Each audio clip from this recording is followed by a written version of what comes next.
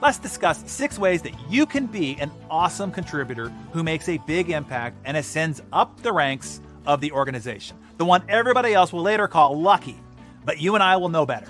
You get the big title and the big bucks because you did the big work. Here's that work. Number 1, you do what is needed before anybody asks you to do it. As a leader, this is what I look for desperately. Someone to ease the mental burden that I have to carry around all day, every day, having to think about what everybody else is supposed to be doing. When someone acts before having to be asked, that is the one I want to elevate. They become immensely valuable to me and to my mental sanity, which I want more than anything else.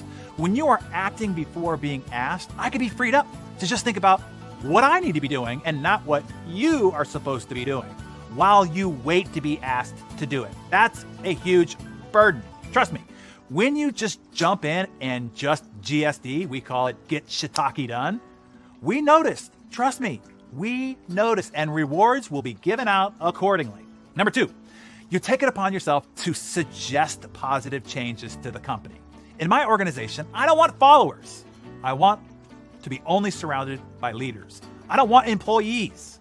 I want team members, those who take ownership of the success of the whole team and the future of the enterprise. I want the people around me to be thinking about our clients, about our community, and the impact we're trying to make as much as I am.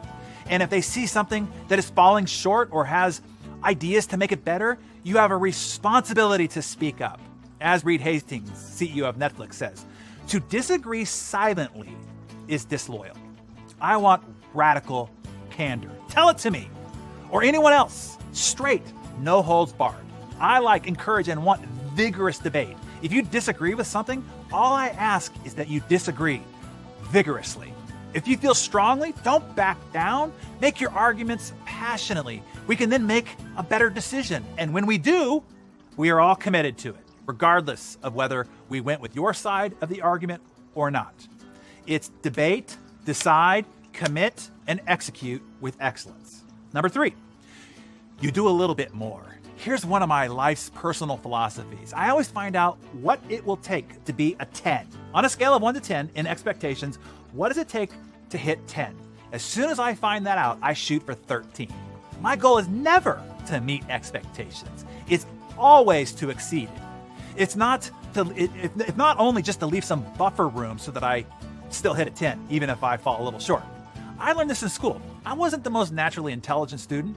Things didn't just come to me easily as it did other A students, but I always over-delivered, and somehow I still ended up with an A as an A student. I found that exactly what the assignment requirements were. Then I always brought my projects in at a level of 13.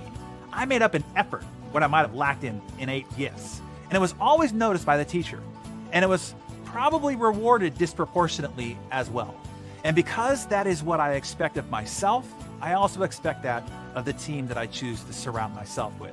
So if you're clocking out at 5 p.m., figuratively, of course, since our team works virtually and everybody manages their own hours and schedule, if you're just doing the MVP, the minimum viable production, a passable grade is not passable on our team. C students do not advance. They get let go. B students are put on the push up or push out list. We only want A students. And those A students need to be vigorously pursuing the extra credit work, if you get my drift. Okay, I've given you enough to chew on this morning. I'll give you the other 3 ways that you can be an awesome A team member tomorrow. In the meantime, which of these 3 do you need to be better at? Radical candor time on your end. Be honest, be forthright, and be courageous. Tell us in the